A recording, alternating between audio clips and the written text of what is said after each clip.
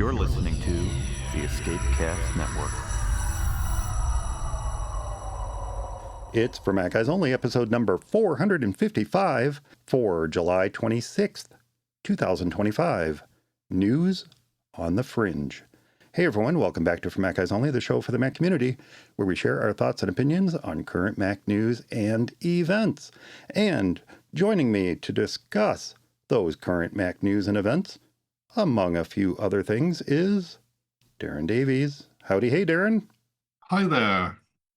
And remember, we normally record For Mac Guys Only live on YouTube the second and fourth Saturday of the month. And if you would like to come hang out, ask questions, and be part of our live studio audience, be sure to subscribe to the show at youtube.com/FMEOTV. Well, it has been a while since we took a look at the headlines, Darren, to see what's going on in the world of Mac. But rather than simply cover the same news as everyone else, for the most part, we like to look at news on the fringe, the things that don't get the same attention elsewhere. Well, actually, I guess they do get attention somewhere, or we wouldn't know about it. But when I proposed the idea to you and Eric, I believe your response, Darren, was that you liked the idea of a news and opinion show. Yeah, absolutely. Yeah, it sounded like a really good idea. And we will get to that news in just a moment, because we're going to wrap up today with a two-parter from listener Bruce, who shared some feedback on that remote support episode, and also has a question about Wi-Fi in the home. Oh, perfect. Yeah, and it's an interesting one. It's something I've run into myself.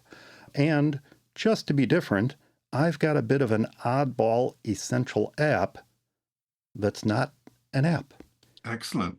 But let's take a look at what's been going on in the world of Mac, Darren, because I seem to recall that you sent a note the other week where you said something to the effect of, I've got something to talk about, even if it's not our main topic next episode, and that is a bit of gaming news. Well, one big surprise there. But this is kind of big news, isn't it? That's true. Yes, exactly. So that's the reason I wanted to mention it, really, because it has connotations to the whole of the Mac community, really. I mean, not everyone is a gamer or does much in the way of gaming on the Mac. I mean, traditionally, the Mac is a platform that we do lots of the other fun, cool things with computers, and we don't generally do much in the way of gaming, but that's sort of historical. But things changed rather dramatically the other day when a big AAA release was finally released for the Mac. It's in the PC world, it's a little bit older now, but it is still a really, really big example of actually a massive AAA game. So it coming native to the Mac does make a big difference. And it does show a lot of the naysayers that were particularly down on the Mac as a platform for doing anything to do with gaming. It shows them what is actually possible, and it's been a really good release. And I thought it'd be a good idea to just mention it because it's almost like Mac gaming is here now. It's official. It's actually real. You mean Lemmings wasn't enough? I mean, that works for me. Lemmings is great, but that was native at one point, wasn't it? But I think Lode Runner. Come on, Castle Wolfenstein. Well, that's the thing. The Mac has always been a really, really good platform for emulation. Yeah. So if you are in the retro gaming type of mold, which I am as well, I prefer that in some ways. The Mac has always been fabulous for that. So that's never been a thing. But the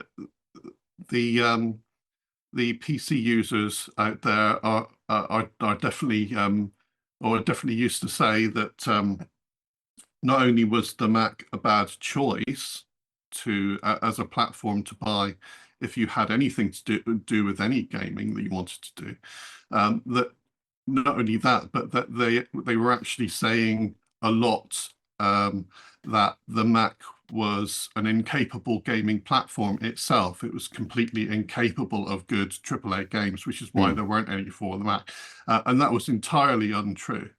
And now this release has actually shown that to be untrue. So it's good. It's actually proved the point now that Mac hardware is perfectly good for gaming, and also the software support, and especially what's coming up in macOS Tahoe is increasing what can be done in the gaming sphere as well. And we'll have very interesting, fun things with Metal 4 coming up in September. Well, quick and important note here, Darren. Would you like to mention the name of the game?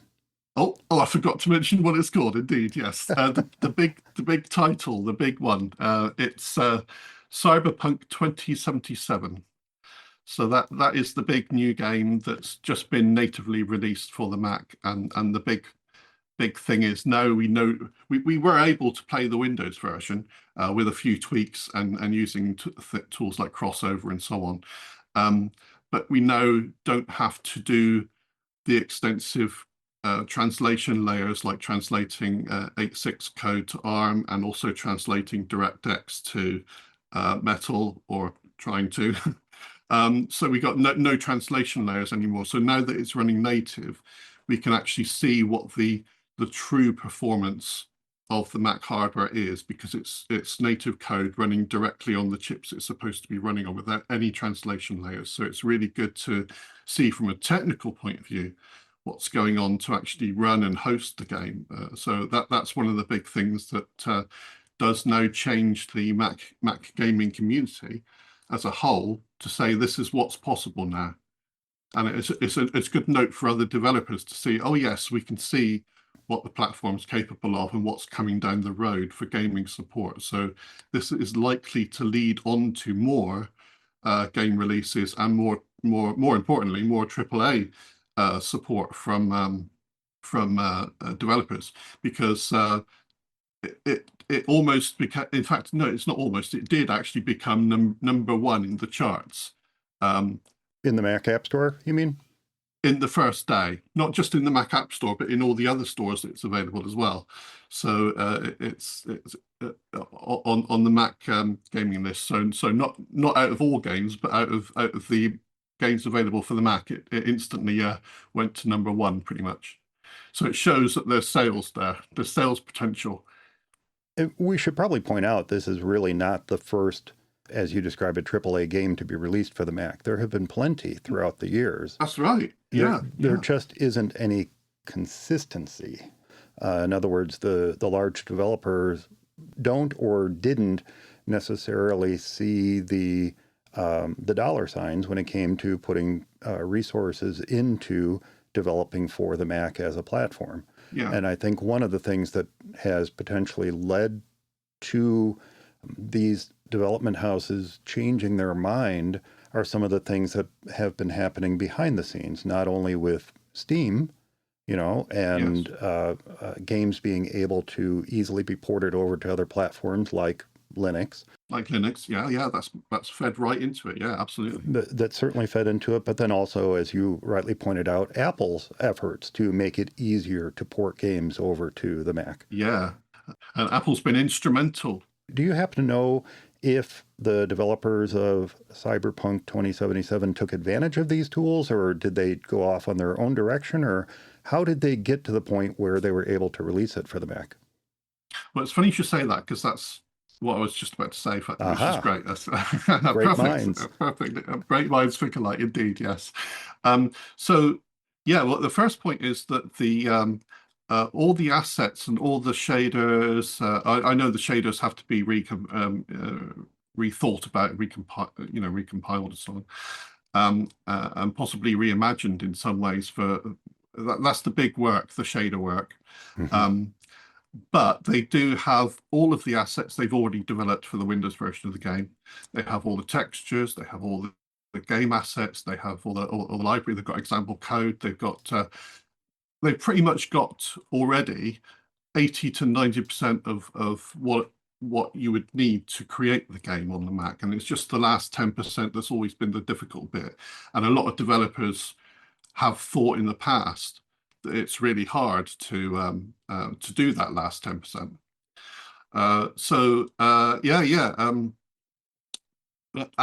As you say, Apple not only have developed some tools to help developers realize their games and even test to see how they run without doing a single line of code difference change in effort as a preview. They could also, Apple also offer help to developers to implement the last really difficult bits, which is like redoing the shaders and so on, and getting all the assets in and packaging things up in the way that the Mac needs things packaged and so on. So yeah, the developers were really good in this case. They've worked extensively with Apple to re-engineer the core engine to run their game. And that's shown in the quality there. So they've taken everything that Apple have given them for tools and so on, and also support. They do get support, but they've done a cracking job of implementing the game, and it runs really well. Although I have seen several bits of information online about people being disappointed with the performance, and I think they've missed the point in a way with some of these things. I mean, it is quite easy to get a good, fast working gaming experience on almost any Mac, and I was really surprised actually. It's supported on any Mac from the M1 upwards, so 16 gigs is required, but it does run on 8, but it's not a good idea to run it on 8 because you'll get quite a lot of jittering going on. So 16, you need 16 pretty much, and we all knew that going forward. I mean, that's the same on the Windows side. You need a lot of RAM to run these games. Exactly. So it's not a platform change, not a difference between the platforms in that way. You need a lot of RAM. But the surprise is that it was actually playable on the lowest end M1 upwards. So the entire range of M series Macs can actually play this game at a playable rate. Obviously, the older, slower M1s with 8 CPU cores aren't going to set the world on fire with a frames per second score, but at least it's in a playable state, and you can actually play it at 30 frames per second on the lowest M1 you could possibly get. And with the current Mac range, so that's say an M4 based Mac Mini with 10 cores, you only have to do two very minor tweaks, and you can get up to like 56 frames per second, and that's and that's with good responsive gameplay, no stutters, everything smooth as silk, and that's very nice indeed. Thank you very much. If you don't mind, I'm going to tie into an article that I read about the game's release. And this was something that was over on Tech Radar. The title of the article was, "I played Cyberpunk 2077 on an $8,000 Mac Studio, and while it doesn't compete with my RTX 5090, Mac gaming is no longer a joke." And the key takeaway from this article, if you just want to bring it all down to one point, and you mentioned frames per second a few moments ago, is you may not be achieving that 100 plus frames per second that you can achieve on a PC gaming platform. But the article author's point was, look, if I can get to 60 frames per second on a Mac, and you can argue that the Mac is not a gaming machine, even this $8,000 Mac Studio is not really a gaming machine, right? That's not its intent. Yeah, that's right. It's not focused on gaming, although there are many PC owners that call themselves gamers. They're actually gaming on a studio. not a Mac Studio, but they're gaming on a workstation level PC. So their PCs actually cost six grand. So we're not out of the we're not too far out of the bounds of comparing like with like. Although the RTX 5090 is very, very different to how the Mac's GPU cores are set up. Well, the point of the article, though, is not to criticize the Mac. So that's where I was going with this, is that he started out with this $8,000 Mac Studio, and as you read the article, he says that was probably a mistake. He probably shouldn't have started with that. No. And let me clarify that even further. He probably shouldn't have started with that because in the end, he was a little disappointed with the performance he got out of this $8,000 machine. Whereas if he had started with his other test bed, he would have been raving from the very start of the article about how well the game runs on the Mac. Now, there were a few key takeaways from the article, and I wanted to quickly point these out. And the first one has to do with the purchase of the game. As you mentioned, this isn't a spring chicken in the gaming world. It was released, I believe, originally in 2020, right? Yeah, so it's 4 or 5 years old. Yeah, It's a 4 or 5 year old game. However, an interesting point that was made in the article is if you have already purchased this for the PC, you should be able to install it on your Mac without having to buy it again. So if you purchased it through GOG, or you purchased it through Steam, or you purchased it through wherever, you're going to automatically have the Mac edition, and you can run it on your Mac. So that is a very important point to make. Because I think the base game is like $60, and then there's an ultimate version, which is $80. That's right. Yeah. So it was quite expensive back in the day. Yeah. But it covers, like you say, it covers all platforms. So if you already own it on Steam and you log into your Steam library, you find you already own the Mac version. So you've got some flexibility there. And that's great. So that means without spending any money, you can directly test platforms against each other now. If you care to, but I think most people will just want to play the game, right? Well, yeah, absolutely. Most are not. They don't care about comparing platforms. They just want to play the game. And I'm just a geek, but I do. But yeah. And the point is that if you purchased it at any point in the past for a PC, you can play it on your Mac and not have to repurchase it. So don't go to the Mac App Store and plunk down $80 for it because you think you have to. Go to where you maybe have purchased it in the past. And I did check, and I did not purchase it at any point, so a little bummer there. But, check and see if you already own it, because then you likely, depending on the platform, have the ability to run it on your Mac at no additional charge. Yeah, you don't want to buy it again. Now, the platform that he tested this on initially was an Apple Mac Studio M3 Ultra with 32-core CPU, 80-core GPU, and 256 gig of memory. That's a honking machine there. Yes. So then that's what he started with. Now, interesting is that, and I think this is a really, really smart move on the developer's part, and I'm assuming they worked with Apple to make this work as smoothly as possible, but Cyberpunk 2077 offers a new graphics preset that is called For This Mac.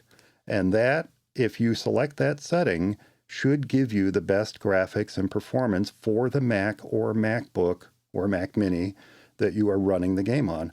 I think that is an amazingly brilliant way to approach the issue of running it on a wide variety of Macs from the M1 up through the M4. I think that's great. As he was playing around with this, though, also being a nerd like you, he said keeping most of the settings the same, he upped the resolution to 4K, turned on ray tracing to its highest settings, and path tracing. Ooh. Unfortunately, though, that dropped the average frame rate from around 60 frames per second to 20 frames per second, which completely made the game unplayable. So his bottom line is, getting an $8,000 PC or Mac to hit 60 frames per second might be disappointing, especially for PC gamers, but he also said that playing Cyberpunk 2077 on a PC with the RTX 5090 means that he's used to having all of the graphical settings at their very highest settings, along with the demanding path tracing feature, and still seeing 100 frames per second or higher. So bottom line on the Mac Studio is it's not a gaming machine, but now that we have Cyberpunk 2077 and it performs very solidly on the Mac Studio, means that the Mac Studio might be a workstation PC, but it's a workstation PC that can also play games with pretty good results. Yes. Now, the other takeaway here that I wanted to bring up is that I mentioned earlier he was, disappointed with the Mac Studio, and that he probably shouldn't have started there. And as he points out in the article, that's because he set his expectations too high.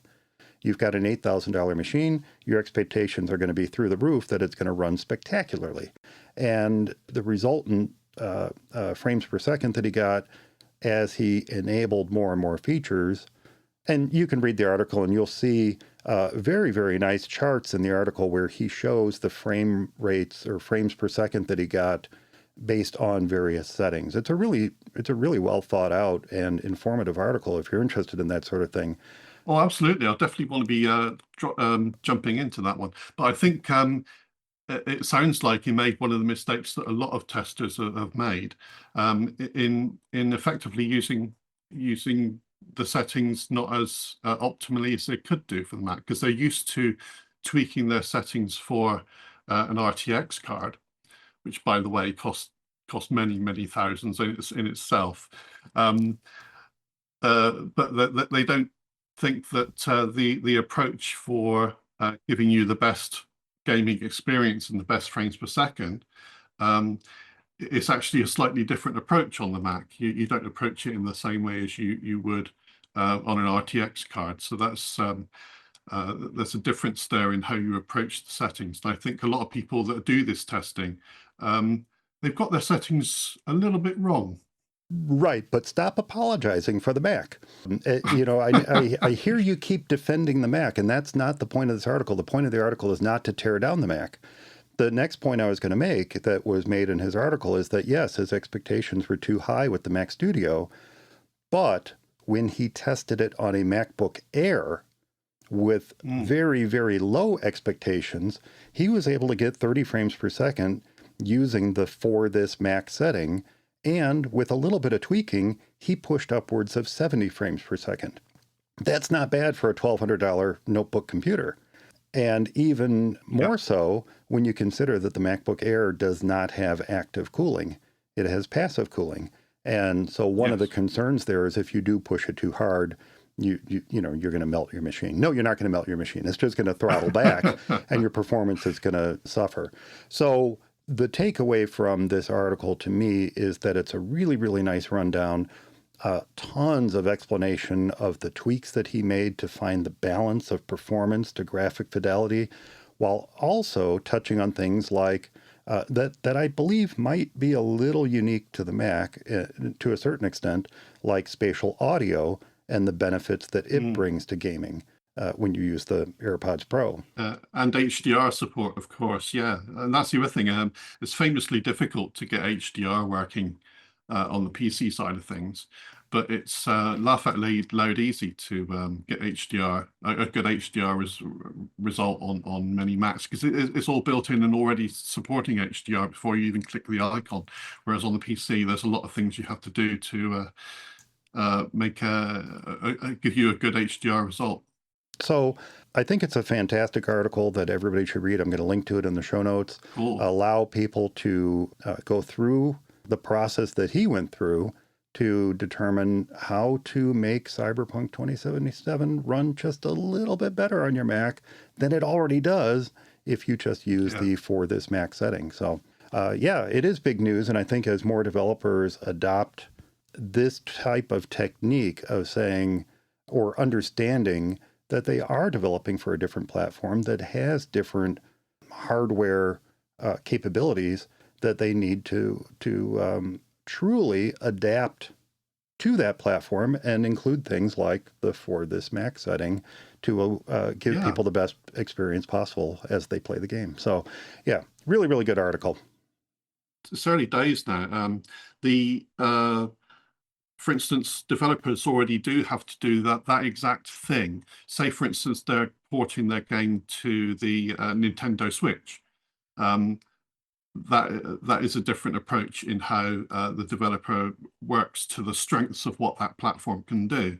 So you get a good result then on the Nintendo Switch from a Windows AAA game, because they've worked specifically to what that platform's strengths are. And it's the same approach for the Mac, although people are thinking that the Mac should equal an RTX card. Truth is, it doesn't yet. But the thing that people do forget, there's a myriad of settings and a myriad of combinations of settings. But for Mac gamers that are interested in this, there's really only 2 settings you need. So as you said, the For This Mac custom profile is extremely cleverly designed, because it gives you, the developers have preset what they think will run best on the Mac hardware that you're running the game on at that particular moment. So it already knows what the best settings should be, although it is limited. So they do put a limit on the lower end Macs of 30 frames per second. But all you need to do is move that slider up and change it to 60 to give it more room to maneuver. And then just turn VSync off. So with those 2 settings, all you need to do is choose the For This Mac option, then turn off the frame limiter so it's not limited to 30 frames per second anymore, and then turn off VSync. Then play it like that, and you'll get the best frames per second, the best gaming experience for that Mac. And that is actually one of the things I really loved about this particular article, this follow-up article on Tech Radar, is that he has these beautiful charts, as I mentioned, and he shows what each bar within that chart represents to achieve the frames per second that he achieved. And yes, it may have a For This Mac setting, but as he points out, and you just pointed out, you can override that. And those overrides that you do will in some cases, as he found, result in spectacularly bad performance or spectacularly good performance based on what you're tweaking. So yeah, definitely, start with For This Mac and then go from there. If doing anything but playing the game matters to you. I think for the vast majority of people who are going to download and install this game on their Mac, they just want to play it. They just want to play it. And absolutely. If it plays well, they're going to be happy. That's how I would be. I'm not going to sit there tweaking all these settings. That's bonkers. No, exactly. That's why I say that there's only 2 settings really you need to tweak. But people seem to dive into loads of settings and different combinations to try to get the best out of it. But there's only really 2 settings you need to change to get a good result. So on an M3 Ultra, I did see another person do a test, and they did the same thing. They just chose For This Mac and then turned the frame limiter off, and they turned VSync off, just those 2 settings. And they achieved 87 frames per second. So rather than the 60 target, that then moves you up to the next level. And that's quite close to the default RTX scores of about 91 frames per second. So you got 81 frames on the Mac side, admittedly the highest, most expensive Mac you could buy, but that equates to this similar result of 91 frames per second on a RTX card, a mid-range RTX card. The RTX can go a bit higher than that. Anything else to add to this story before we move on to the next one? No, I think we murdered that one, I think. Well, okay, wonderful. Okay, so my next story is kind of an interesting one. I suppose this may find its way to an essential app one of these days. Maybe. But there is a new app out there for the Mac called Substage. And what Substage does is it allows you to type out file management tasks on the Mac in plain English. Certainly an interesting concept. But as I started to read about it, I had to wonder if it can possibly overtake the muscle memory that we've built up using the Finder all these years. But let's talk about what it does, because this is very, very interesting. Once you have Substage running on your Mac, it can be found at the bottom of every single Finder window, and it's just waiting for you to give it commands to rename files, move files, convert to new file formats, create zip or tar archives. And you can do all of this by asking it to, and I'll just use the example given in the article that I'll link to in the show notes. You can ask it to, for example, create a zip file for every file within a folder that references pancakes. And I guess it shouldn't surprise anyone that it does all of this using a large language model to create these commands. Now, you shouldn't worry that it will suddenly wipe the contents of your Mac's drive. Instead, what happens, and this is actually quite clever, is Substage's AI is going to interpret the command that you give it, that you type in natural language wording. It's going to interpret that command, and then it's going to present it to you as a terminal command and ask you to review it prior to running it. And I guess my only tip there is if you see RM-R star, the answer should be no. No, do not run this command. But that's the key to the success, or maybe the lack thereof, of Substage. To get the most of it, you need to already understand terminal commands. You need to understand terminal command structure. You need to understand what's safe to type in. And you need to understand what's not safe to type in.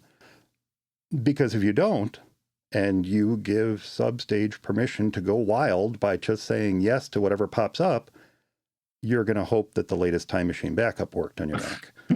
Now, Yes. there is without Substage installed at all, there is a ton of power in the Mac's command line, and understanding even a fraction of what you can do. And I know there are folks out there who understand every single nuance of the command line and are amazing keyboard jockeys. But if you can understand even a fraction of what you can do, it can actually make you feel like a superhero as you whip out these complex commands to perform tasks like converting an MOV file to an MP3 file. Now, should we trust an AI to do this for us? Maybe. And if you're paying attention to the commands and you're figuring out what they do, then I think this can also be an amazing learning tool. But would I blindly trust Substage to interpret my written instructions into something that's 100% safe to run? Yes, absolutely. Definitely not. I wouldn't bet my Mac on it. But if you are interested, I'm going to link to this article. It's actually at wired.com. I will admit it is behind a paywall. I am a Wired subscriber, so I could read it. But I will also link directly to the Substage website where you can check it out. I did notice that it is also available on SetApp. So if you are a SetApp subscriber, you can give it a try there. But you can also download it directly from the developer. And if you decide to keep it, if it's something that you really do like and you're finding a lot of value in it, it's a $4 a month subscription. I guess that's to cover the cost of the AI. Or I believe I saw that there's also a flat rate. And of course, like I said, it's on SetApp. So you can give it a try if you want to. Just be careful. If you use something like this and it pops up a terminal command and you don't understand what it's saying, honestly, don't follow through with it. Don't follow through with it because you want to make sure that what it's about to perform is going to be safe for you and your files. But I thought it was a really interesting story, a natural language finder for your Mac. And I kind of envisioned as I was reading the story and reading up on what Substage did, that perhaps someday Apple may find themselves acquiring a company like this, or maybe this company, and maybe that's their hope, and building something like this into the Mac as a native feature, because it could be useful. Yeah. So that's it. Natural language finder on the Mac, Substage. Yeah, I mean, I was going to mention that that sounds very much like one of the functions of as they say, agentic AI.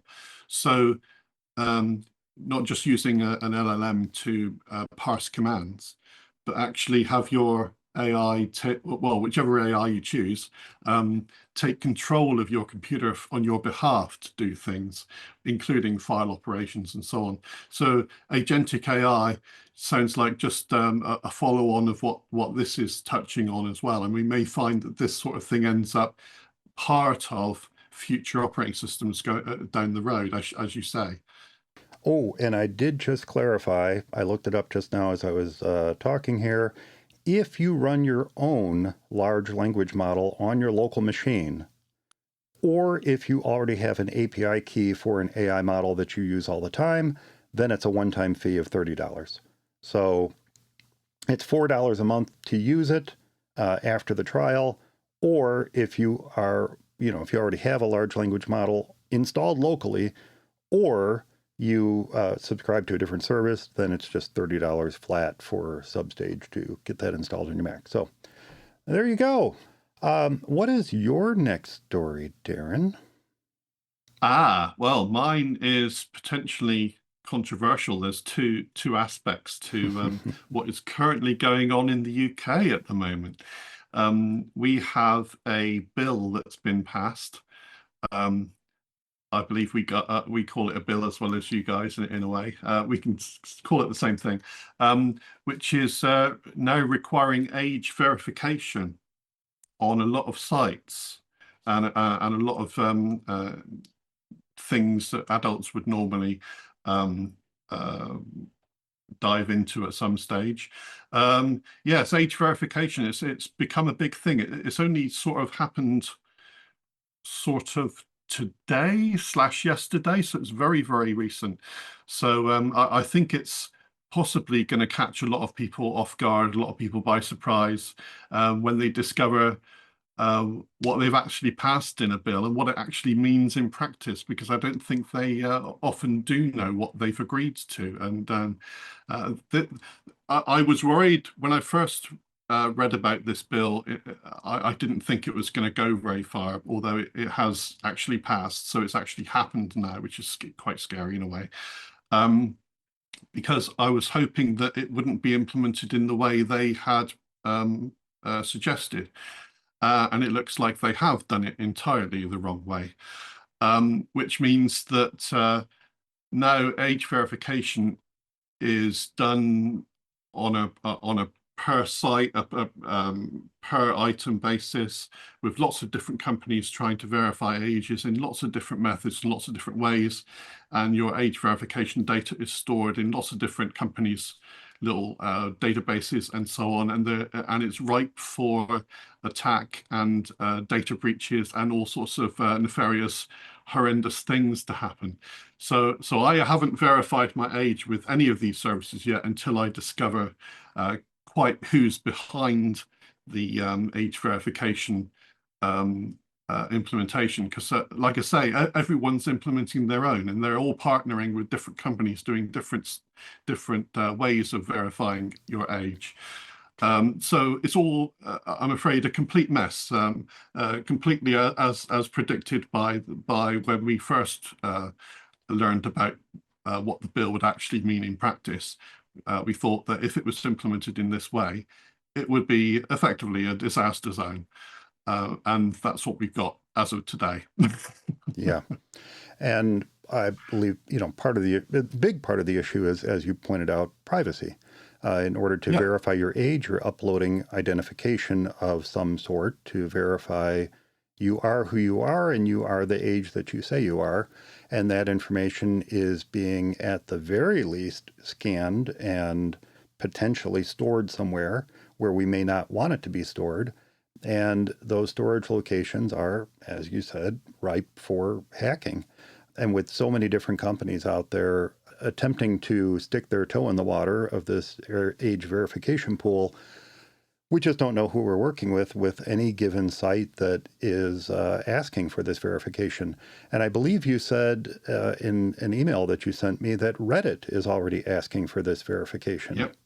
why? What is the standard? What is the, this isn't just to prevent children from visiting adult sites. What is the criteria for when a site has to present this type of verification? Do you know? Have they said?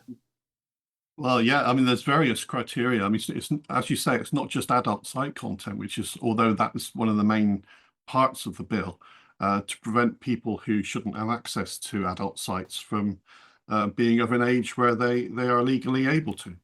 And that's always been a problem, which is true. But this approach to solving the issue isn't really solving the issue, because anyone who wants to get around it can do that. The downside is what people will do to get around it. And I'm sure, well, that's one of the downsides. That's the problem is there are plenty of downsides that you could argue will be the consequence of this.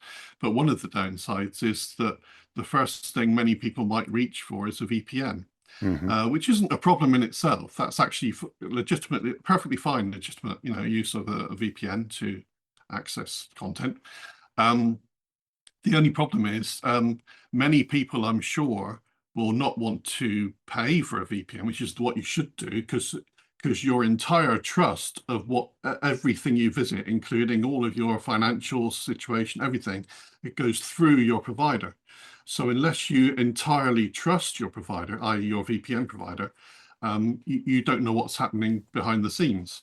So in order to get around the problems of your private data being stored on a myriad of services for how long, so some of them say they hold on to your data for no time at all and it's instantly deleted after you're verified.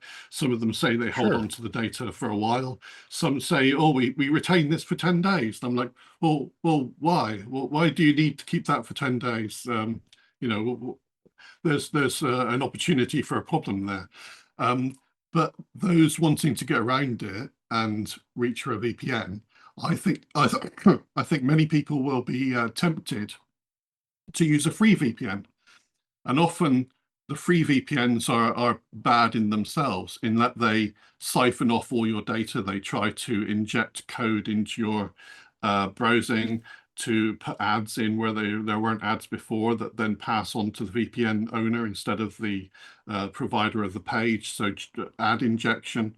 There's data privacy issues, and some VPNs even pay for themselves by taking all of your data and selling it on to data miners and so on. So this potentially trying to solve the issue of being able to access sites at a particular age. But it's not just adult sites. It's in fact, Reddit says in order for you, or no, it's not Reddit, it's Blue Sky actually. They say in order for you to DM someone, you have to be an adult. So in that case, it's not adult content as such, although that's part of it. It's like just to enable the ability for you to DM someone. And that makes it difficult. Say, for instance, I've recently bought a rather nice skillet, and say I wanted to complain, and I go on to Blue Sky or Twitter, for instance, or X Twitter as it's now called, in order to complain to the company about something if something was not quite right. I'm not allowed to, because I haven't verified that I'm an adult and I'm allowed to DM them.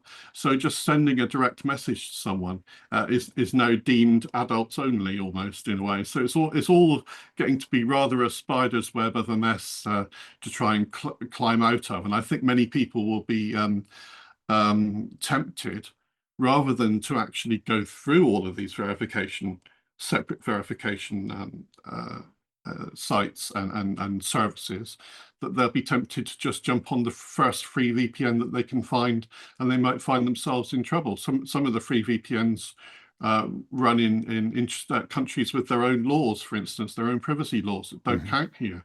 So there's all sorts of trouble in store potentially. I just think they've gone round implementing this in entirely the wrong way, and there are better ways to implement it. Well, of course they are. It was implemented by lawmakers, and there understanding of computers, they may think the floppy disk is the height of technology. So in some cases they do.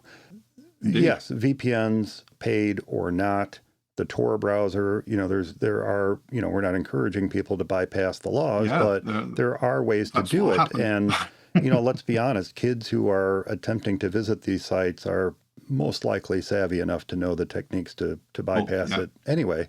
Absolutely. But the whole issue of uploading an ID, whether it's a state driver's license or other form of identification that's issued by the government, is one that I've dealt with recently because I was on LinkedIn and they want you to verify your account. And how do you verify your account? You scan and upload your state ID to them. And guess what? It's not LinkedIn, aka Microsoft, that gets this data and verifies it. It's a third party that gets this data and verifies it. And absolutely. As soon as I saw that, I said, you know what? I don't think Microsoft and or this third party need to see my state issued ID. I'm going to live with an unverified account. Thank you very much. It's just not something I care to do. And certainly I would never upload an ID to Twitter. Good gracious. Who knows what's going to happen to it there? Or Facebook?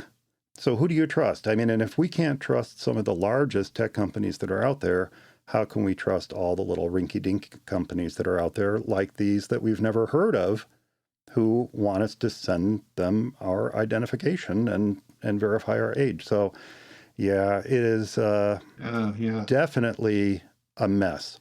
And Brian has a good point here, too. He says, personally, I think if we functioned without having to have age verification for years in the internet age, what overwhelming reason should we have now to do it?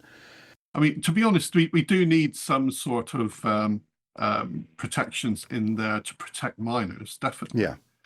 I don't disagree with that. This is not the way to do it, I don't think, because instead of we now put the onus on everyone to prove who they are through various third-party companies that who knows who they are, who knows who your favorite provider has partnered with to provide verification services. And now there's a massive lucrative area in software development now for verification services. So all you need to do now is start up a verification company and float yourself on the stock exchange, and you're instantly worth millions. The next big business idea. Oh, business idea. Yes, indeed. Yes. I never thought of it like that. But that's the thing. We have to know what we're doing. I mean, if we start a company like that, we would have to really, really know how to do this properly without losing data, hemorrhaging data out of a database, all sorts of problems that could occur, being daily attacked, all sorts of things. Wait a minute. It's awful. Wait a minute, Darren. You're saying all that as someone who has integrity. You're assuming that these companies that are starting up are going to be just as concerned about all that as you are. Oh, and, indeed. That's the danger. I question whether that's the case. But clearly, this is a new story. It's opened a can of worms. I knew it was going to open a massive can of worms, and it did. Yeah, it's a new story. It's an ongoing story. It's something that's going to come up again and again and again throughout the coming years. So no doubt we'll be touching on it again at some point in the future. Yes, indeed. I have something a little bit more fun to share with you. Yay! Honestly, I'm not really sure what to say about this next story other than, holy cow, this is freaking cool. When I came across an article about the website Frame of Preference, I had to be careful to say that right, Frame of Preference, I thought, oh, okay, this is neat. It's a website that covers the history of the Mac settings visually with a little commentary sprinkled throughout. And you know what? I absolutely love reading up on Mac history. As I read the article, though, I was struck by all these little orange boxes that were interspersed throughout the page. It was almost like something wasn't loading right, but, I got the gist. I'm like, okay, little orange boxes, whatever. I know what's going on. In fact, those little boxes didn't even really affect the article at all. Plus, I loved all the pictures. They had pictures of classic Macs, those early iMacs, that amazing Mac Portable. I actually remember playing with that Mac Portable in a demo room at some conference. I don't know where I was. But, I mean, when I saw that you could swap the keyboard and the trackball based on whether you were right or left-handed, my mind was blown. That was amazing. But back to the site. Okay, so Frame of Preference takes a look back at the history of the Mac's control panel, system preferences, settings, whatever you call it, as it continued to progress throughout the Mac's lifetime.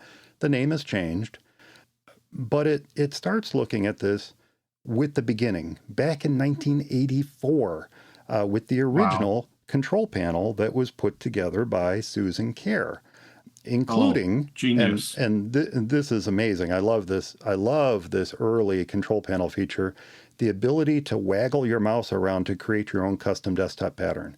That was just so cool. And they talk about that. Now, they also highlight some of the early innovations like sliders and steppers, cursor customization, and a whole lot more. It's a really nice peek at the early way to personalize our Macs.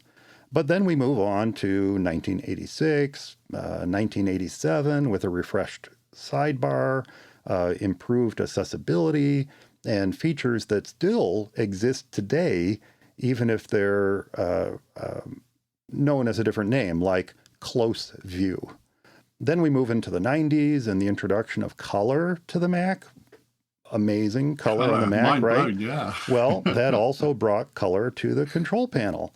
And it also brought other new features like monitors and general controls and easy access. 1994 saw the introduction of a feature that was purchased and integrated into the Mac's OS, which was a clock in the upper right corner. Really? You had to buy the clock? No. Apple purchased the company that made the clock, and they integrated it into the operating system. Yes. Oh, so that's the first Sherlocking. That's right. The first Sherlocking, probably before Sherlock, right? I don't know. We also Before saw the introduction of window shade, desktop patterns, stickies. Stickies are still around today. Still a thing. Interestingly, 1997 also brought some features that felt very familiar if you used Windows 95.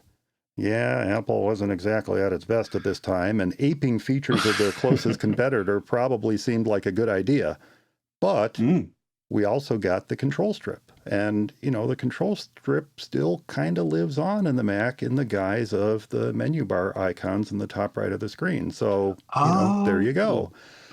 Now, the return of Steve Jobs didn't immediately bring relief on the software side, but it did give us the iMac. But it also brought sounds with every little interaction on the Mac. 2001 brought us OS X and System Preferences, which only recently we lost it by name. It's now System Settings, but System Preferences, as well as several new ways to personalize our Mac. And a dock. It also brought the dock. Now, interestingly, the site also takes a bit of a detour at this point because it bounces back to the Next and its customization features, if only to show a more or less direct lineage to OS X, as we start to see in 2001 and 2003, and the Aquafied edition of OS X. Now, trust me, you have to trust me, I'm building to something here. Remember a You're moment ago? building to liquid glass now, aren't you? Remember a moment ago I talked about those orange boxes? Remember all the cool historical photos of the Mac throughout history and photos of the interfaces I talked about? Well, what if I told you that each step along the timeline isn't just accompanied by a photo of the Mac and a photo of its interface, but a fully interactive, emulated version of that edition of Mac OS that's being discussed? Fabulous. And what if I told you that all those little orange boxes actually represented tasks that you could complete in those emulated versions of Mac Oh, that OS. is genius. So they are Excellent. little markers throughout the text to indicate what you should try for yourself within those emulators. Yeah, Wow. so freaking cool. So as the G4 iMac, for example, boots and you're presented with a desktop and you work your way through that particular Mac's interface and you try those elements for yourself, the little orange boxes actually get ticked to show that you completed that Wow. task. That is so clever. Amazing, clever, How on innovative, earth did they do that? super cool. Now, I will admit, as I went through and I played with it, some of the emulators are a bit wonky and I suspect might work better in some browsers versus others. But the main takeaway here is this isn't just some history of the Mac setting site. This is a truly interactive, educational experience that is meant to bring you just a bit closer to the evolution of the Mac and the way we interact with it.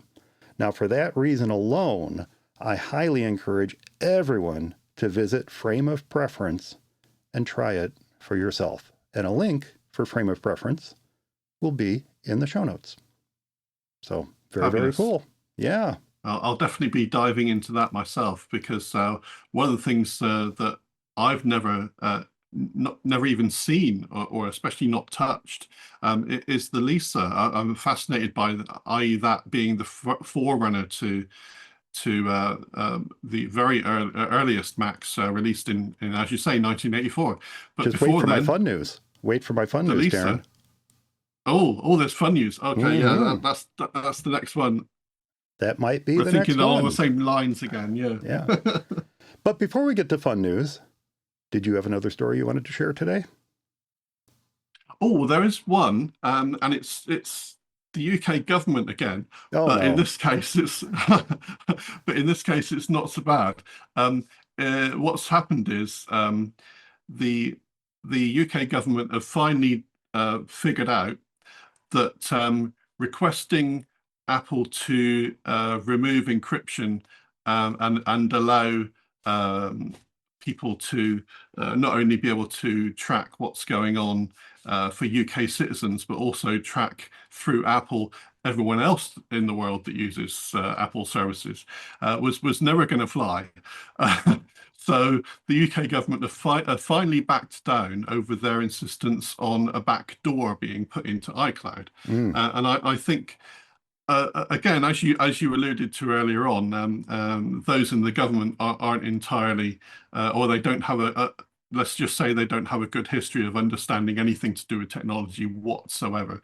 So they probably didn't understand the consequences if Apple were to be so crazy as to put a backdoor into iCloud itself, which would then affect the entire planet.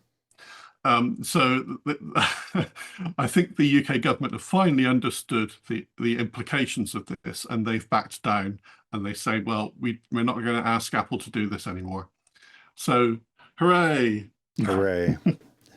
Until the next country decides to ask Apple to do it. Until the next one tries to do the same thing. Yeah. So the process starts all over. Yeah. Absolutely. Very nice. Yeah. Well, that's good. That's good that they back down. It's also good that Apple has stood up against these types of requests in the past, and I hope will continue to stand up to them in the future. It's an evolving thing, and we'll have to see how firmly Apple stands by their convictions as time moves on. But I hope that as a company, they continue to stand by them and continue to stand by their users and protect our privacy as they've always claimed that they will do. Yeah. So, yeah. Well, Apple is often a target for these sort of requests, but it's not just Apple. I mean, encryption effectively runs the world. We wouldn't be able to do any banking operations securely without it. We wouldn't be able to do any secure communications, anything requiring something important like that, moving money around or very, very important decisions happening across the world. None of it would be possible without secure communications and secure links to banks and so on. So literally, it's not just an Apple thing. It's not just the government requesting Apple to do something. It's the government requesting Apple to make a change so big that it would affect encryption around the entire planet for all services, potentially, or eventually. And then if you do that, then the whole monetary system of the world collapses. I mean, you've got bigger problems at that point. So we can't do without encryption. So I think it's just a key thing to, I know governments are very keen on having no encryption so that they can just find out whatever they want to find out. But then you open the floodgates to everything, and they need to realize what the implications are. So they need to know to be careful what they wish for, because it may become true. And, if I can add, Darren, not only is that a key thing, but it's an encryption key thing. Oh, very good. Very good. Yeah. All right. Let's wrap up our news with a bit of fun news, and then we'll go on to some listener feedback and a question. Let's see. Yeah, we'll go on to listener feedback and a question, then we'll wrap up with my essential app that's not an app. In fun news, while on the topic of emulators, I've got this fun news story to wrap things up. We may have just a moment ago taken a few steps through the Mac's history, but one important interface evolution that led to the Mac that we know and love today was left out, and that's the Lisa. Now, I think it's safe to say that while many of us have heard of the Lisa, we may not have had the opportunity to actually try one. In fact, the closest that I ever got was about 5 feet away in my high school library, where there were 2 Lisas, and the only folks who could use them were the teachers. So I got about as close as 5 feet, and then, security came in and ushered me away. But they were expensive computers. They don't want the kids touching them, Absolutely. But if you ever wanted to give one a try, this next, no pun intended, this next site may actually be your best chance. Self-described as inspired by the Lisa Office system, the website Lisa GUI, that's Lisa GUI, lisagui.com, gives us an opportunity to visit Apple's original GUI within your browser. Now, it's important to note that this is not an emulator, and it is not based on Lisa's source code.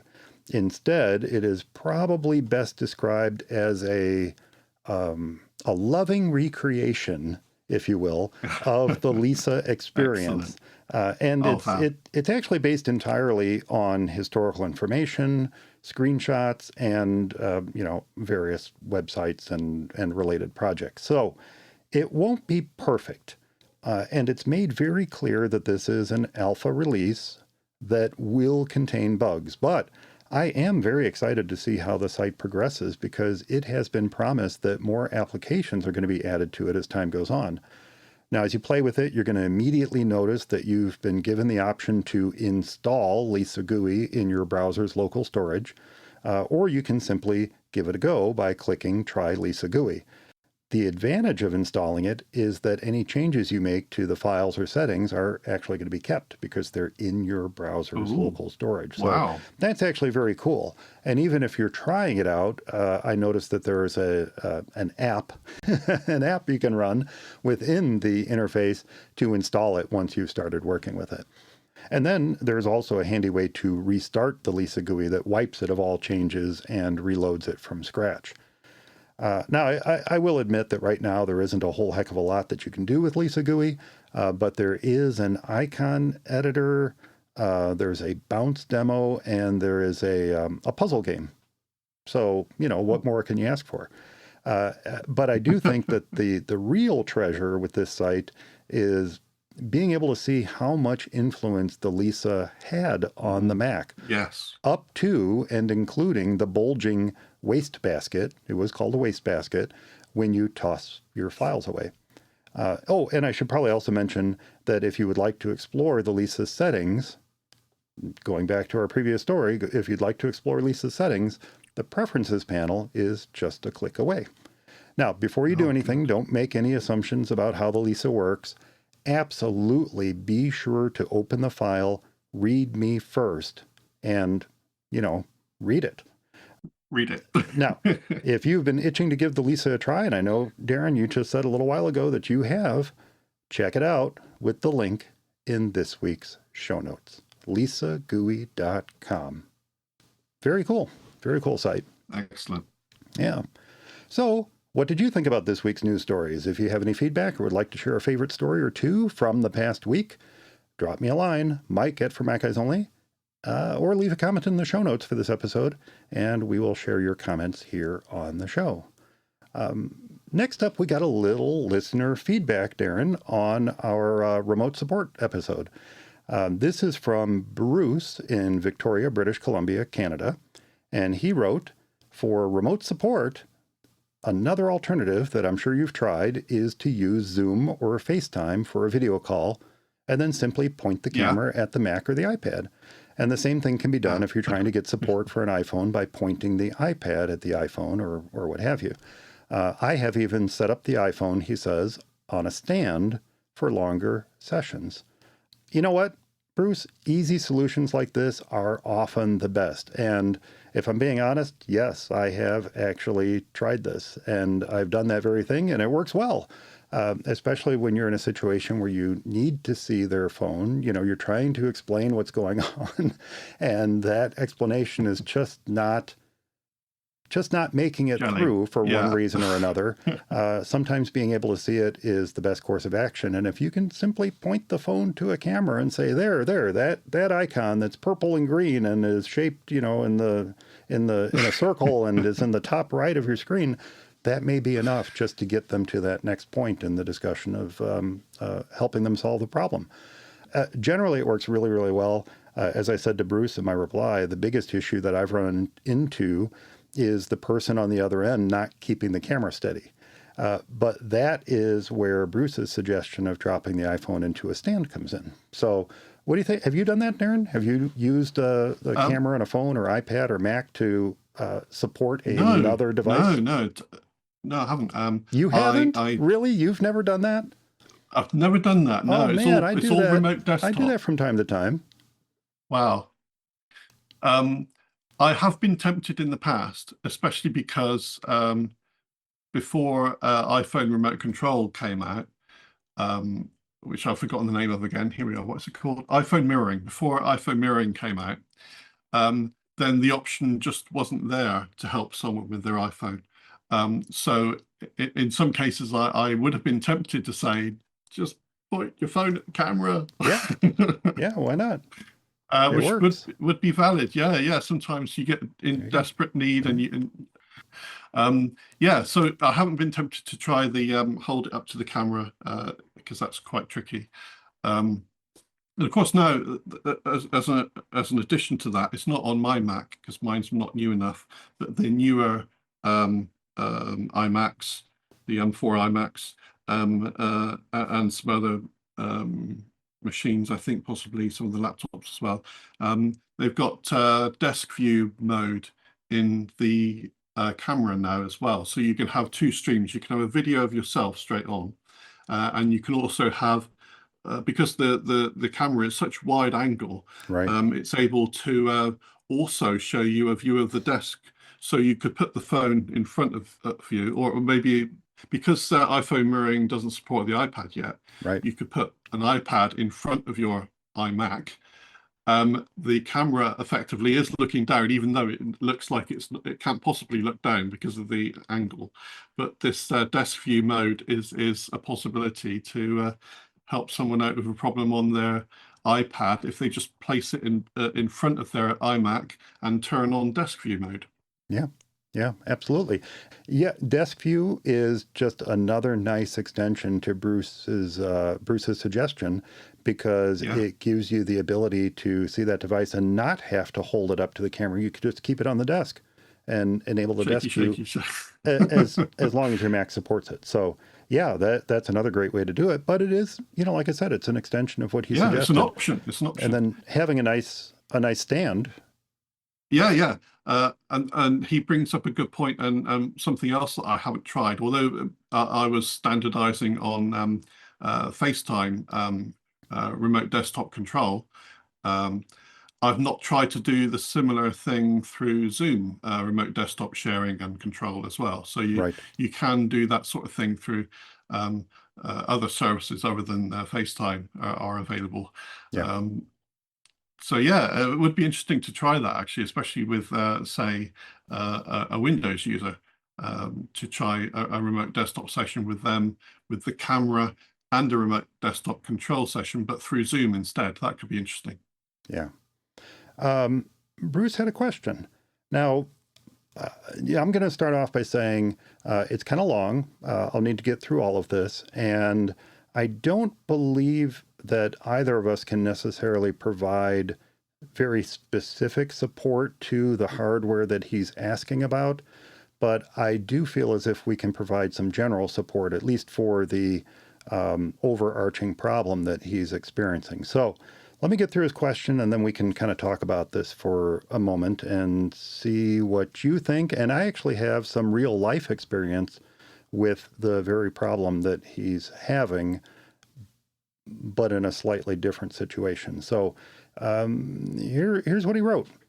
He says, I am doing some XB7 and pods troubleshooting. Now, I wasn't familiar with the XB7 and pods, but as I did a little research into that, I believe that is the equipment that Comcast / Xfinity issues to their customers when you subscribe to their broadband service. I believe. That's what I found when I did some searching on it, but I wasn't familiar with that hardware specifically. But he continues, with pods, as you may know, the Wi-Fi cannot be split. I am trying NetSpot Pro to see if I can heat map the 2.4 gigahertz. And he asks, first, any experience with this? And that's where I have to say, no, I don't have any experience with that specifically. But here's what I do have some experience with. He continues, I have wire mesh in my exterior walls. They're stucco. So he's got, wire mesh lath behind the stucco. And he also has that in one interior wall. Lots of signal loss along the tri-pane exterior windows.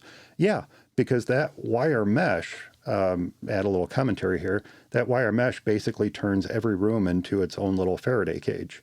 It's crazy. Wi-Fi signals do not like to go through that. Okay, he continues, I have a simple setup of about... Okay, I'm hoping he's being facetious here, or that there's a typo, but he says I have a simple setup of about 150 Internet of things. Wise, Nest, Sanope, I'm not familiar with that one, Honeywell, Fujitsu, PowerView, Ratio, Bosch, Alexa, Google Home, Apple Home, Sonos, Sony, Xfinity TV, Philips Hue, Wire, Purple Air, Tempest, Smart Life, iPads, iPhones, MacBooks. Yeah, simple setup, Bruce. No, but that's true, right? We all end up with these situations where, literally right in front of me, how many different Wi-Fi devices do I have, each using its own protocol to communicate with either my Mac or my phone or just the network in general, including these Elgato lights that I have over here, the lights that are behind me, the light in the corner. All of these are using different technology to communicate on the network. And in every single case, you can't wire these devices. They have to be wireless. And that makes a situation like his, with all his little mini Faraday cages, a very problem-filled situation. Now, interesting challenge, he writes, with pods, as you need to wait until XB7 stabilizes. So I think, if I understand correctly, the XB7 is the primary router, or as they sometimes call it, the modem, but it is the router. It's the primary router, and then these pods tie into that to extend the network through the house. And it sounds as if they are backhauled via Wi-Fi. That's what it sounds like. However, let's see. He says you have to let the XB7 stabilize for at least a few hours and then restart or unplug the cams to get them to move to the XB7. Otherwise, they pop over to the lower 2.4, or otherwise low 2.4 gigahertz. Most devices are negligible bandwidth. Cams are mostly upload. Yep, that's true. I am on 1.5 gigahertz down, 100 up. 1.5 gigahertz down, gigabits per second down, and 100 up with Shaw, Rogers in Victoria, British Columbia. So Rogers must somehow be tied into Comcast or Xfinity, and I just don't know enough about that to know for sure. Because when I searched on these, they were listed as Xfinity devices, and that's Comcast. Only on at most 2 Apple devices concurrently, not doing too much most of the time. I have XB7, 3 pods, and Storm ready. Oh, and then he says one of the pods is backhauled via Ethernet to get into into an addition past wire mesh. Yes. Okay. So clearly, as I commented as we were going through the question, I don't have any experience with this specific hardware, but I do have a bit of experience with this specific problem. In the community where my office is located, there is an old courthouse, and no longer used as a courthouse. It's used as a community center. There's a restaurant in it, et cetera, et cetera. One of the past restaurants located in that old courthouse was a client of mine. And the restaurant location within this old courthouse, which was built around 1850 or so, all of the rooms have this very situation. They're either stucco or plaster and metal lath, either plaster or stucco, one of the two, and the wire mesh behind it. And it's a mess. It was a real mess to try to get a Wi-Fi network installed in there that not only they could take advantage of as they walked from table to table with their little, handheld devices for taking payments and orders and things like that, but also for their customers to take advantage of. And what we ended up doing there was a mesh Wi-Fi network. And you'd say, well, how did the Wi-Fi network work, Mike, when it's mesh Wi-Fi and they're trying to talk to each other Wi-Fi and Wi-Fi signals aren't getting through all those, wire mesh plaster and lath walls? We backhauled them with Ethernet. So we had a primary router installed in their main office that was then connected to their internet provider. And from the primary router, we ran to a network switch, a gigabit network switch. And from that network switch, we ran physical Ethernet wiring from that switch to each location where we wanted a network access point to be located. And once we plugged the access point into those locations, the primary router could see them, and the network was then a mesh network, albeit a hardwired mesh network. And it sounds like that's kind of the direction you want to go. You've got these pods. You've got one backhauled via Ethernet to a location in the home. And I think the best way to get around the problem of the metal wire mesh stucco walls is to backhaul the network to all the rooms via Ethernet in order to provide not only the fastest connections, but the most stable connections. If one of the rooms is close enough, you might be able to backhaul via Wi-Fi, but it's probably not going to be a terribly stable or fast connection because of the interference in between the mesh access points and the primary router. I don't know if I would continue with the XB7 and pods that are provided to you by Rogers or Shaw. You might look at using their primary modem, aka router, that takes for freaking ever to boot up, as you said, that it needs to stabilize. Make that your primary access point to the outside world, sure, but then get your own mesh networking system and connect the primary node to your XP7, and then, if you can at all, backhaul them to the other nodes of that mesh network from there.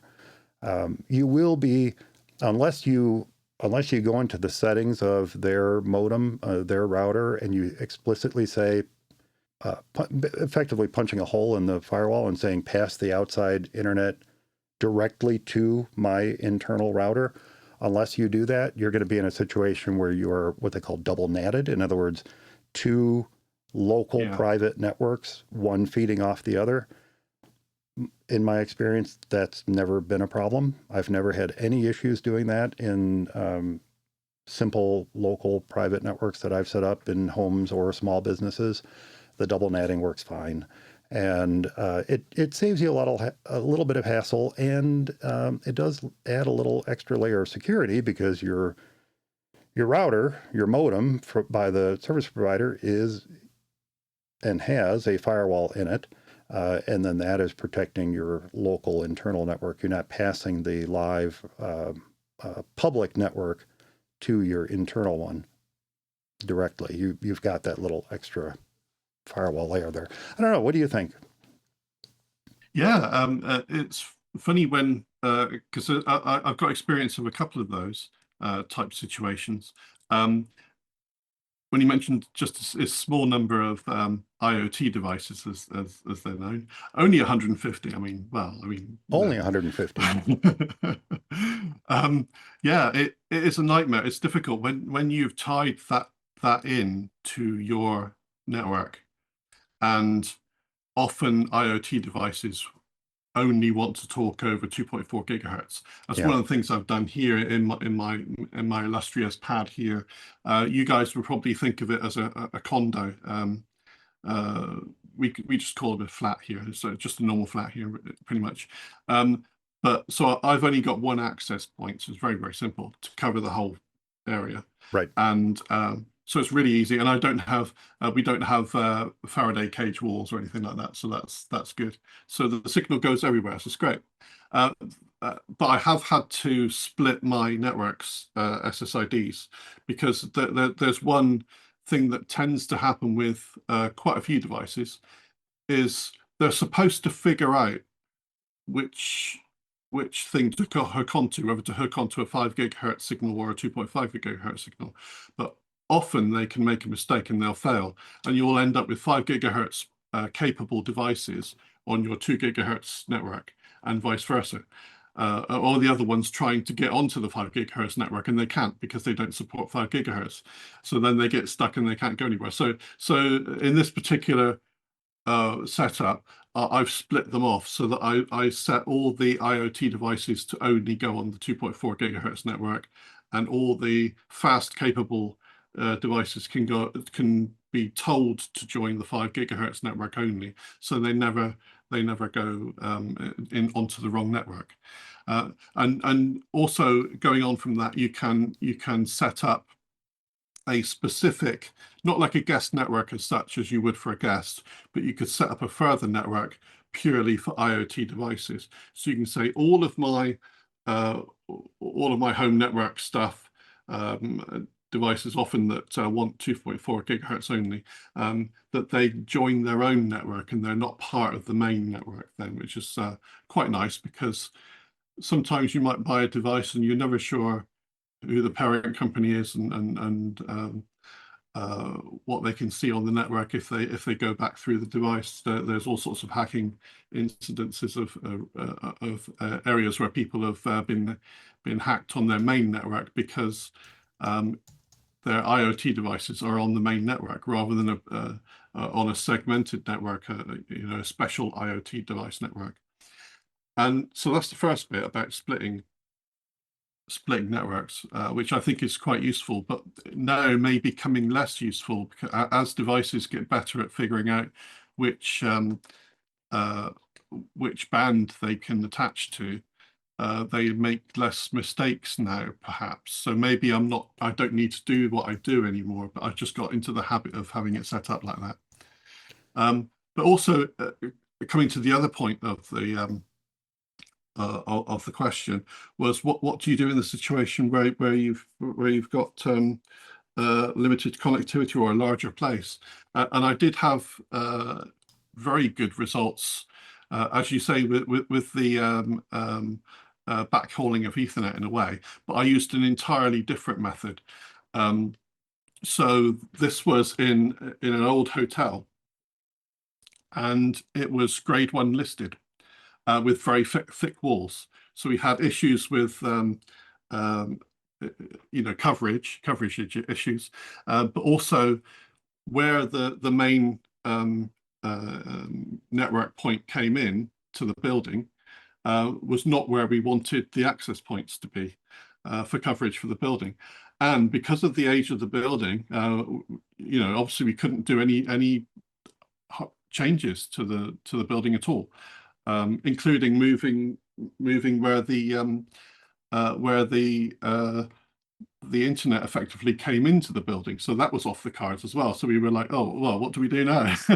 And I remembered a friend telling me about an option which usually a lot of people frown upon, which is power over Ethernet over power. It's not power over Ethernet, it's the other option. And normally that's a bit hit and miss. But a friend of mine told me about something that he used in the past, which had always been absolutely excellent. So there's a company called Develo, and what they do is they do these power circuit. I'm not sure how it works in the States because things might be very different with your power supplies and so on, but they do power circuit Ethernet bridging essentially. So what we ended up doing was we put a Develo station on the ground floor where the internet came in, and we put the Develo receiver 3 floors up almost into the roof almost for another access point. So we put the access point where we actually needed it to cover the whole building, and that worked really, really well. One of the benefits of the Develo power side of things is they're originally designed for media streaming, but at very fast speeds, and also very, very what's the word? Whereby the data you get is very steady. So you get a steady state data thing rather than often Wi-Fi going up and down all over the place. This is a very steady state data traveling. So it was originally designed for media streaming in a way, over larger distances, but we hijacked its abilities to do that, but by moving the access point to where you wanted it in the house without having to make any structural changes or run any Ethernet anywhere, no holes in walls, no pulling through of cables. No, all we did is we plugged one box in at the bottom of the building and one box in at the top of the building and turned it on, and voila, we solved the entire problem of internet coverage for Wi-Fi for that particular building with one action and one plug. We did it all in like half a day. That is a really, really clever solution, and that might actually work for Bruce here to use Powerline Ethernet. The only tricky thing is that sometimes it can cause you problems if the outlets are on different, like completely different circuits, like if they're in different fuse boxes even. Yes. Then you might have a little trouble with it. But otherwise, yes, you're right. It can work pretty well, and it might be a solution for him. Rather than trying to figure out how to get Ethernet to every room, use the existing power lines to install a transmitter and receiver near the main modem, and then put your mesh network node on the other end of it. You might be able to just get a free extender from your ISP, your provider, and just as long as you can place that extender in a different place with a Develo kit, you're golden. You're off to the races. Yep, that's potentially a good solution there. Working backwards, I just wanted to comment on 2 things. You mentioned specifically separating the 2.4 gigahertz from the 5 gigahertz networks. And that most routers will allow you to do that very, very easily, rather than sending out, a signal and then waiting for the device to say, I want to connect to 2.4, I want to connect with 5, or, and some devices will just say, just give me anything, which is what you were talking about. You can specifically say, let's set up an SSD just for 2.4 gigahertz. Let's set up an SSD just for 5 gigahertz. And that's a very good solution because it keeps all of your devices, your Internet of Things devices, your IoT devices, it keeps all of your devices on the same private local network so that you can more easily communicate with them. Which brings up the point, but keeps them on the frequency that's going to work best for them, whether it's 2.4 gigahertz or 5 gigahertz. Yeah. So you mentioned but didn't mention VLANs. In other words, separating out your network into two separate private local networks, one for your Internet of Things devices and one for the rest of your devices. Yes. And, you raised a good point. What kind of information are these devices potentially, we have to say potentially, unless what are these devices potentially gathering from my local network, and do I care? If you do care, you might want to set up two separate private networks, one for IoT and one for the rest of your devices. Not a bad idea. Yeah. Depends how paranoid you're feeling at the time. It is a little bit more of an advanced setup.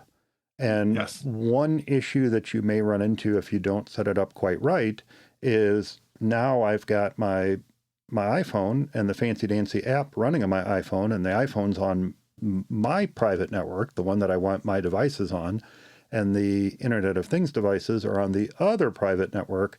Can the two talk to each other? So they've got to be able to talk through, Right. You need to be able to pass that information through from one to the other. And so it is a little bit more of an advanced configuration. Unless that is a major concern for you, I'd say maybe just stick with the 2.4 gigahertz Wi-Fi network and the 5 gigahertz Wi-Fi network and just keep everything on the same. 150 Internet of Things devices plus your regular devices, you're already pushing, the 256 devices that you can put on a private local network. It's pushing the maximum, isn't it? Well, that's IP4, right? IP4, you're at 256. IP6, you can go more. Yes. But then all your devices have to be IP6 as well. It's a whole thing. Yeah. But you're already pushing the limits there. But you're probably, upwards of, close to 200 total with your other devices, your Macs and your iPhones and iPads and all that kind of stuff. But I've only got 3.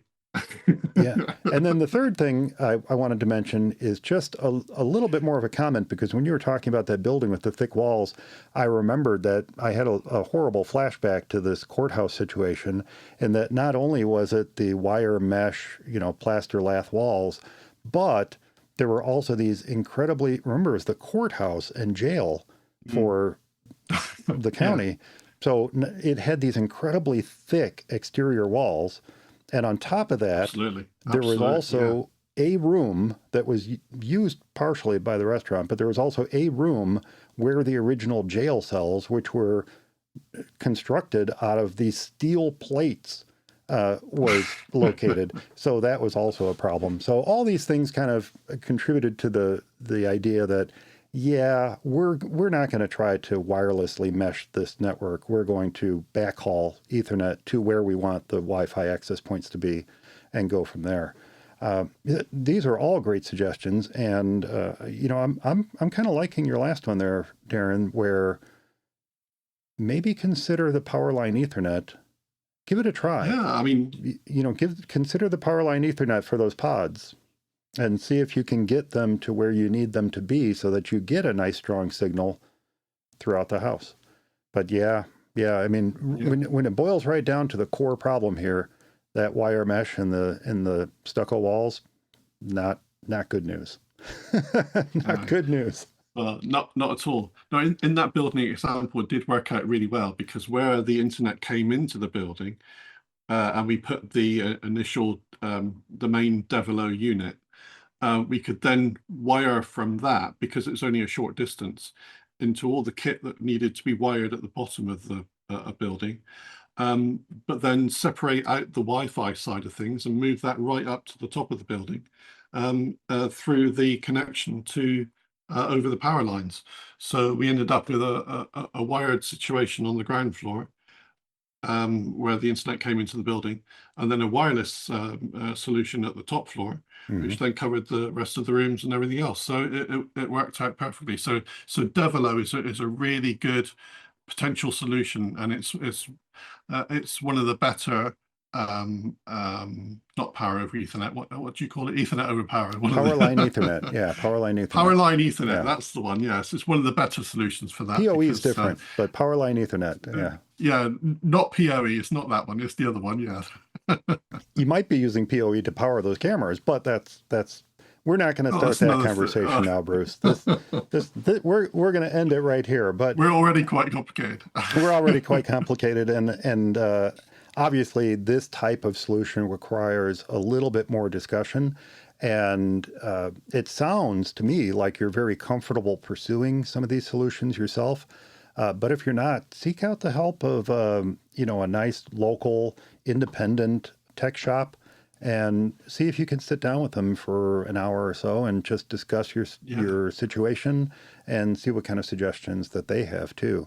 Independent shops are great for that type of thing because they tend to think outside the box rather than just sticking with the solutions that are going to give them a little something behind the scenes when they sell it to you. So there you go. I hope that helped, Bruce. I don't know if it helped, but write back and let me know what solution you ended up with, because I'd be really interested to know. Let's move on to our essential app this episode, Darren, and then we'll wrap things up.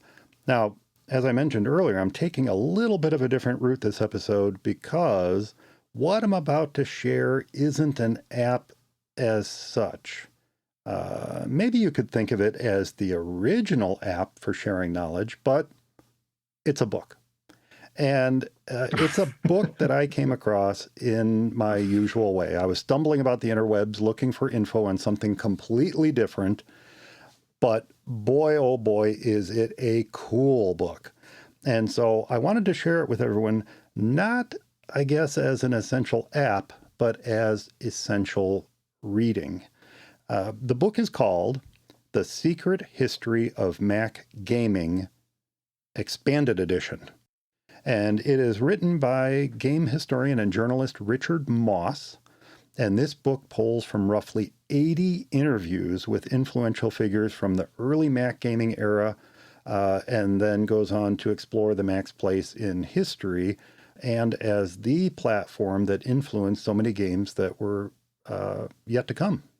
And it touches on some of the earliest influences on gaming and how those games embraced experimentation that led to new and different ways to think about what it means to play a game on a computer.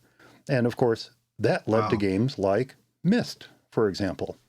Now, the book also features, or Seventh Guest, and some of those other really innovative games that we came across in the 90s. Now, the book also features guest chapters from one of the Mac's earliest game evangelists, Craig Fryer.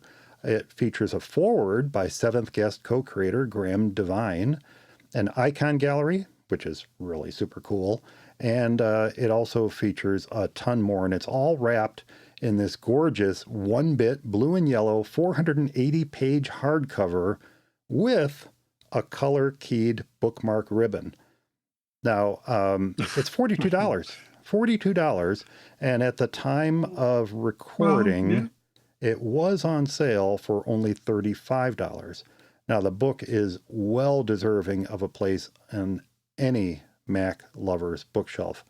It is published by Bitmap Books, and I hesitate to give you the link because once you visit their site, you're going to find yourself lost among all their titles, including one that I currently own that's called the Atari 2600/7800 Visual Compendium, and one that I've got in my cart.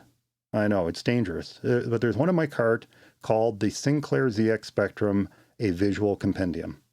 And folks who know me probably quickly realized that it's the ZX Spectrum book that landed me on the site in the first place. So check out The Secret History of Mac Gaming Expanded Edition with the link to Bitmap Books in this week's show notes. Wow. Yeah. I think you might have just cost me a little bit of money there.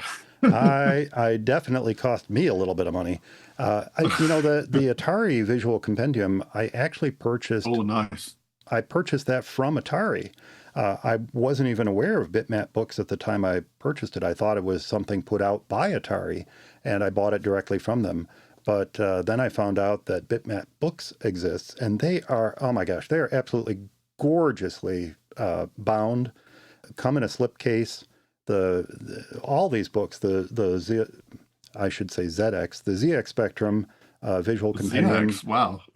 the ZX Spectrum Visual Compendium comes not with one color-keyed bookmark ribbon, but what is it, 5? To represent all the colors from the rainbow nice. On the Spectrum's case. It's so cool.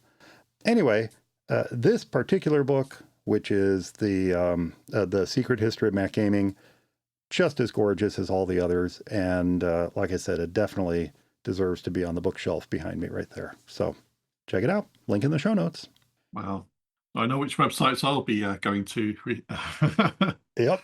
And with that said, that is going to do it for this episode of For Mac Guys Only. I hope everyone enjoyed it. Remember, I do love to get your letters, so if you have any comments about the show, a tip to share, a software or hardware problem with your Mac, you can leave your favorites in the comments of this week's show notes found at formacguysonly.com, or you can drop me a line, mike@formacguysonly.com. And do be sure to subscribe to the show's YouTube channel at youtube.com/FMEOTV. And you can click that little notification bell so you can find out when we are going live. You can join the chat room, and you can catch all the behind-the-scenes stuff that doesn't make the final cut of the show.